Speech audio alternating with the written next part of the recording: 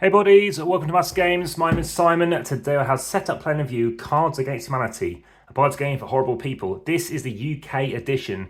Now, I first played this about 2018 over in Macedonia when I hadn't heard about the game. It might have been many years earlier than that, in fact.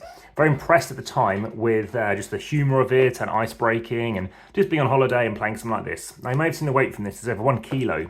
For the UK edition, it's packed full of cards. Now, I've played 32 different versions of Cards Against Humanity. A few changes in this one, and I'll talk to you about the game in total overall in a second. Whoever pooed goes first. Obviously, that's a British phrase.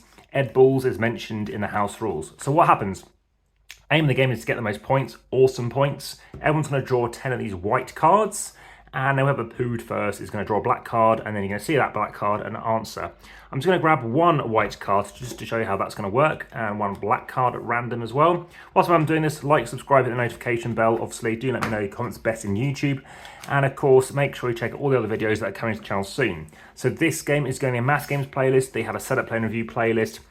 It is going to go in the family playlist. It's 17 plus. It's 30 to 90 minutes to play for 4 to 8 players. Although, to be honest, you can vary that quite some bit. In fact, you can play 20 plus players. Okay, so whoever is the SAR here, C-H-A-R, is playing this. In her latest feature-length film, Tracy Beaker struggles with what for the first time? And I'm going to play whatever this is.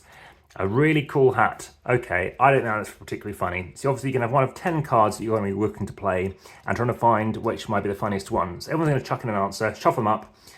Then you look at whoever is the judge is going to reveal what they think is the funniest and then play it.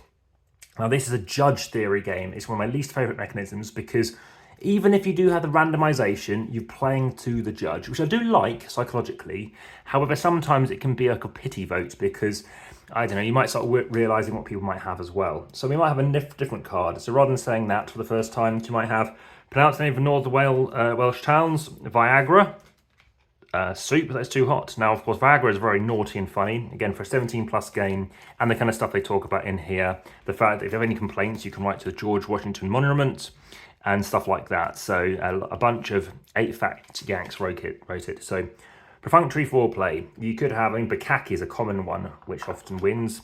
You could have Justin Bieber for the first time. You could have women in young yogurt adverts. Most of these cards, to be honest, the UK edition are not very interesting at all. Don't find it particularly good. Obviously, they spelled yogurt right. Poverty, of course, that's interesting. Much younger. I didn't even know who Tracy Beaker is. So let's just grab a different card. And we've got, and the BAFTA goes to Sweet Sweet Vengeance, but let's again try a different card. It could go to Kamikaze Pilots.